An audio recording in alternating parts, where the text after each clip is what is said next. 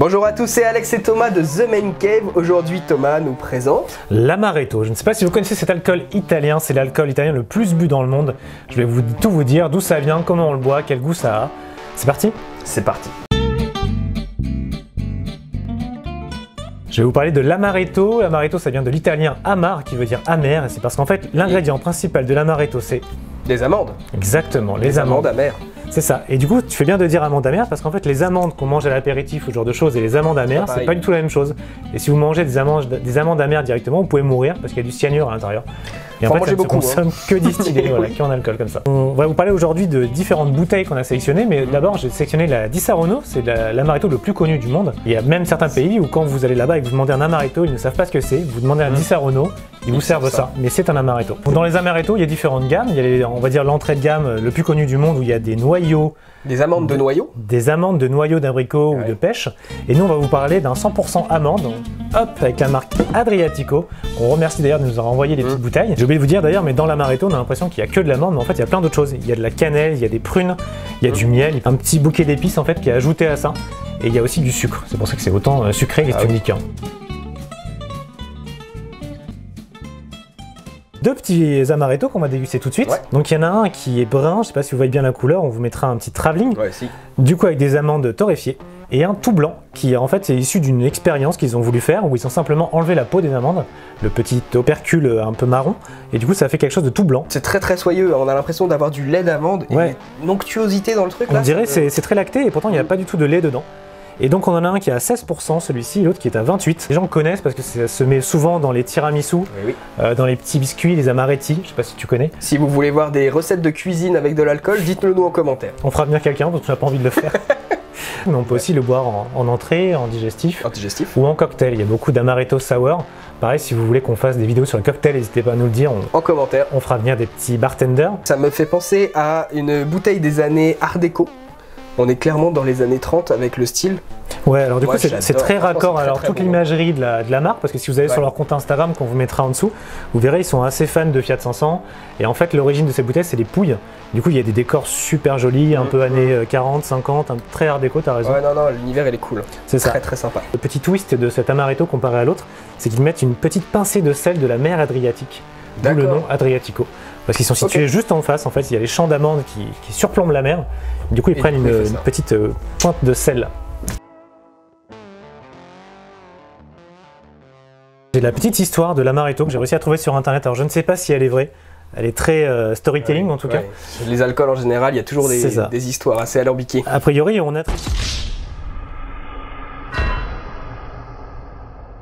on attribue la naissance de l'Amaretto en 1500 et quelques, 1525 je crois de mémoire, à Léonard de Vinci. D'accord. Et en fait apparemment il serait allé dans le village de Saronno, d'où le nom Di Saronno en fait de l'autre Amaretto que je vous ai présenté tout à l'heure. Et en fait il serait allé là-bas pour peindre le portrait d'une jeune fille. Et pendant qu'il peignait ça en fait il s'est installé à un bar pour peindre. Et la tenancière du bar en fait lui aurait servi un cocktail local, de son propre jus, un petit alcool local qu'elle faisait elle-même. Et du coup c'est de là que serait né l'Amaretto. Bon alors est-ce qu'il y a une différence au nez déjà? Alors déjà la couleur je pense que c'est plus flagrant qu'au whisky, hein. Vous voyez bien la différence. Ah, c'est fou, c'est juste la peau et le fait que... C'est ça, donc juste la peau en moins, tu vois, la différence. Et donc ce sont les mêmes amandes, mais il y en a une sans peau, voilà. Est-ce que tu arrives à sentir d'autres choses? Parce que je pense qu'il y a quand même un petit bouquet de botanique, là, comme je disais. Des petites épices, il y a un truc. Beaucoup. Je pense qu'il y a de la cannelle un peu. Oui, cannelle, ça c'est, voilà, j'allais te le dire aussi. Après, cannelle, le torréfié, hein, tu sens beaucoup le torréfié.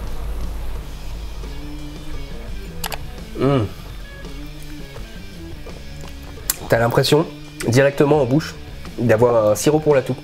Ouais, tellement il y a de sucre. Alors c'est peut-être la couleur qui m'induit en erreur aussi, mais... Je trouve que ça tapisse la bouche. Dès que tu l'as, ça inhibe tout, t'as tous les goûts, tous les odeurs, c'est hyper puissant. Tu sens énormément le grillé. Moi, l'amande grillée, je l'ai direct. Hein. T'as l'amande qui se pose, la douceur de l'amande qui se pose sur ta langue, et après t'as tout le grillé qui commence à remonter sur les côtés. Ouais, puis à la fin de la bouche, la petite touche de sel, j'ai l'impression que tu l'as un peu. Ça fait un peu salivé, je trouve. Souvent le sel, tu l'as pas, mais je trouve que ça fait un peu salivé.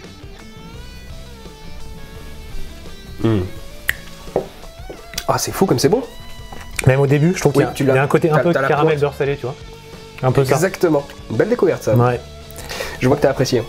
Ouais, alors il est descendu assez vite celui-ci. Non mais c'est vrai que rien que la bouteille, quand les gens la voient en général dans le bar, ils sont tous un peu curieux. Elle est belle. Et ils veulent tous goûter, du coup je leur fais sentir, évidemment. Je pense qu'une fois que tu as ouvert, tu as senti, tu veux forcément goûter. Tu sens la différence entre de l'Adriatico et du... Di Saronno. Di Saronno. Tu sens que c'est pas la même chose. Bah, c'est beaucoup plus de base n'est pas le même. Les deux sont bien, c'est juste que l'autre est pas fait à partir de 100% d'amande, l'autre c'est un peu plus de choses variées.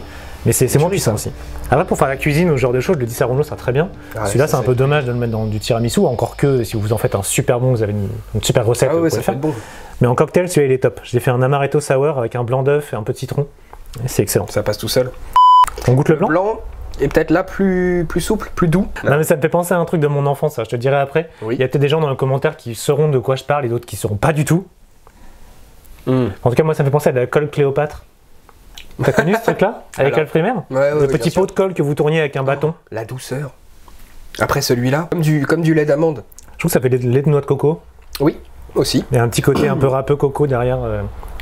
Par contre, moi, c'est la douceur qui me choque. Et alors, du coup, t'as eu raison de commencer par celui-là. Il est plus fort. La dégustation. Et de finir par le blanc qui vient t'apaiser tout ça. T'as l'impression, comme après avoir mangé un piment, tu prends du lait. Celui-là est à 28 pour rappel et celui-là à 16, c'est plus doux. D'accord. Pour le coup, celui-là, tu sens pas du tout l'alcool. Non, pas du tout. Non, mais tu disais madeleine, financier, tout ça, c'est vrai que ça ressemble un peu à ça. C'est très gâteau, hein. C'est très pâtisserie. C'est hyper pâtissier, ouais. Très belle découverte. Du coup, c'est un alcool que les gens. De mémoire, je crois qu'elles sont aux alentours de 25-30 € la bouteille. Ça fait un joli cadeau pour les fêtes ou une occasion un peu sympa. Même si votre mère fait de la cuisine ou quoi. Achetez les deux. Et il y a un pack avec les deux, qui est un peu moins cher. Ça vaut le coup d'avoir les deux et de goûter les deux. Pour comparer, ouais. J'espère qu'on vous a fait redécouvrir un alcool que vous connaissiez peut-être plus ou que vous connaissiez pas du tout éventuellement, que vous avez déjà goûté dans les tiramisu sans savoir même qu'il y en avait. Mais en dégustation pure et peut-être pour faire de la cuisine, franchement, on n'est pas loin d'un petit truc parfait. Hein. C'est ça, si vous voulez tester, si vous allez un jour dans un restaurant italien, n'hésitez pas, il y en a forcément à la carte. Si vous avez un petit budget, que vous voulez juste tester et essayer le Di Saronno, qui est aux alentours de 15-20 €, je crois, qui est assez abordable, surtout pour faire des recettes de cuisine, ce genre de choses, ça passe bien. Ou si vous êtes sûr d'aimer les amandes, n'hésitez pas à tester celui-ci. On vous met les liens et c'est dispo sur Amazon ou sur leur site directement. Et ils sont pas très chers et finalement ça fait un super cadeau, la bouteille est magnifique. Et surtout c'est quelque chose qui fera bien plaisir je pense. Merci d'avoir regardé la vidéo, n'oubliez pas de vous abonner, de laisser un petit commentaire si vous avez apprécié la vidéo. Retrouvez Thomas sur Instagram à TheBeerGame et retrouvez-moi sur Instagram à Atelier Bicole. On se dit à bientôt. Ciao. Ciao.